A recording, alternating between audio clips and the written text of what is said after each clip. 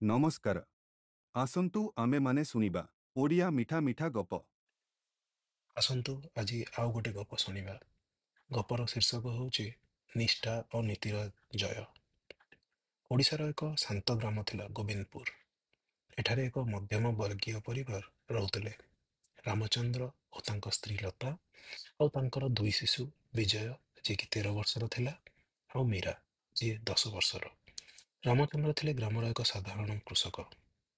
ସେ ଅଧିକ ପାଠ ପଢ଼ି ନଥିଲେ ମଧ୍ୟ ସେ ନିଜ ପିଲାମାନଙ୍କୁ ପଢ଼ାଇ ଜୀବନରେ ବଡ଼ କରିବାର ସ୍ୱପ୍ନ ଦେଖୁଥିଲେ।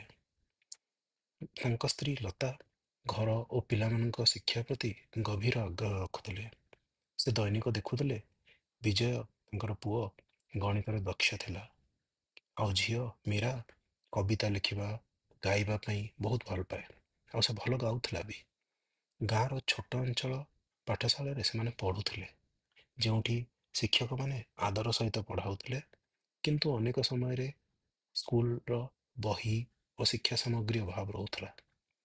ଏହି ପରିବାର ତ ତାଙ୍କ ଚାଷ ଉପରେ ପୁରା ନିର୍ଭର କରୁଥିଲେ, କିନ୍ତୁ ବର୍ଷେ ହେଲା ତାଙ୍କର ଭଲ ଚାଷ ହଉନଥିଲା।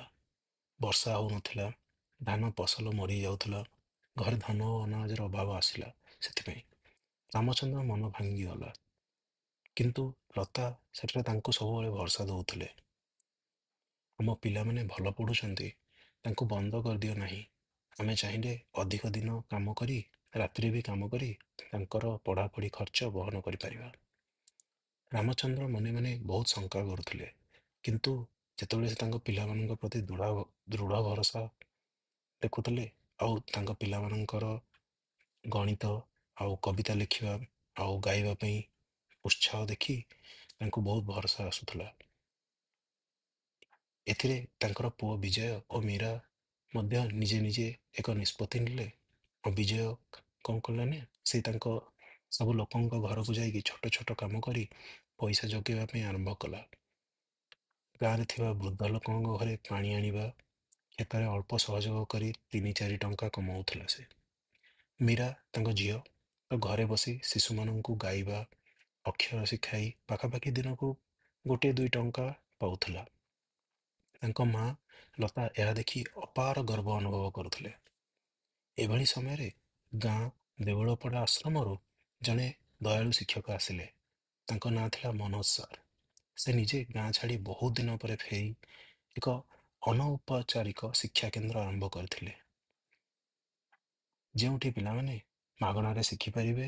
ବିଶେଷ କରି ଅନାଥ ଓ ଦରିଦ୍ର ଓ ଶ୍ରମିକ ପରିବାର ଶିଶୁମାନେ। ସେଇଠି ବିଜୟ ଓ ମୀରା ମଧ୍ୟ ଯୋଗଦେଲେ ଓ ସେଠାରେ ତାଙ୍କ ମେଧା ଦେଖାଇଲେ। ମନୋଜ ସାର୍ ବିଜୟର ଗଣିତ ଓ ତର୍କ କ୍ଷମତା ଦେଖି ବହୁତ ଆଶ୍ଚର୍ଯ୍ୟ ହେଲେ।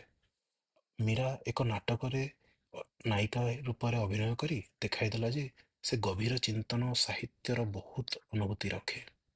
ସେ ଦୁହିଁଙ୍କୁ ଅନ୍ୟ ଜିଲ୍ଲାର ଏକ ବୃତ୍ତିମୂଳକ ପରୀକ୍ଷା ଦେବା ପାଇଁ ତିଆରି କରାଇଲେ ମନୋଜ ସାର୍। ବିଜୟ ଓ ମୀରା ଏକା ହୋଇ ରାତି ରାତି ଅଧ୍ୟୟନ କଲେ। ଏହି ଜିନିଷ ଦେଖି ଗାଁର ଅନ୍ୟ ପିଲାମାନେ ବି ପ୍ରେରିତ ହେଲେ। ଆଉ 1 ବର୍ଷ ପରେ ଏହି ଦୁଇ ଶିଶୁ, ବିଜୟ ଓ ମୀରା, ରାଜ୍ୟର ଏକ ଆଲୋଚିତ ବୃତ୍ତି ପରୀକ୍ଷା ପାସ୍ କରି ରାଜ୍ୟ ପର୍ଯ୍ୟାୟରେ ଅଗ୍ରଣୀ ଲାଭ କଲେ। ସେଠାରେ ସ୍କଲାରସିପ୍ ପାଇଲେ ଏବଂ ରାମଚନ୍ଦ୍ର ଓ ଲତା ତାଙ୍କ ଅଭିମାନରେ ଚକଚକ କରି ଆଉ ବାକ୍ୟ ବୋଲି ପାରିଲେ ନାହିଁ। ଗାଁର ମୁଖିଆ ଏବଂ ଅନ୍ୟ ଜଣେ ବୃଦ୍ଧ କହିଲେ, ଏହି ଗାଁରେ ଏମିତି ପିଲା ଥିବା ଏକ ଶିକ୍ଷା ଏବଂ ତାଙ୍କ ପିଠିରେ ଥିବା ଏବଂ ତାଙ୍କ ପଛରେ ଥିବା ପିତାମାତା ଏକ ଶ୍ରେଷ୍ଠ ଦେଖାଣ। ଦରିଦ୍ର ହେଲେ ବି ଯଦି ମନ ଶୁଦ୍ଧ ଓ ନୀତି ଓ ନିଷ୍ଠା ଥାଏ, ତେବେ ସଫଳତା ନିଶ୍ଚିତ ମିଳିବ। ଏହି ଗପ ଆମକୁ ଶିଖାଇଲା ଯେ ଧନ ଥିଲେ ବଡ଼ ନୁହେଁ, ମନ ଓ ମୂଲ୍ୟବୋଧ ଥିଲେ ବଡ଼। ପିଲାମାନଙ୍କ ଶିକ୍ଷା ପ୍ରତି ନିଷ୍ଠା, ପିତାମାତାଙ୍କ ସମର୍ପଣ ଓ ଏକ ଶିକ୍ଷକଙ୍କ ପ୍ରେରଣା, ଏହା ଜୀବନ ଗଢ଼ିପାରିବ। ଆଜି ପାଇଁ ଏତିକି। ଗପଟି ଆପଣଙ୍କୁ କେମିତି ଲାଗିଲା ମୋତେ କହିବେ। ଆଜି ପାଇଁ ରହୁଛି। ପୁଣି ଦେଖା ହବ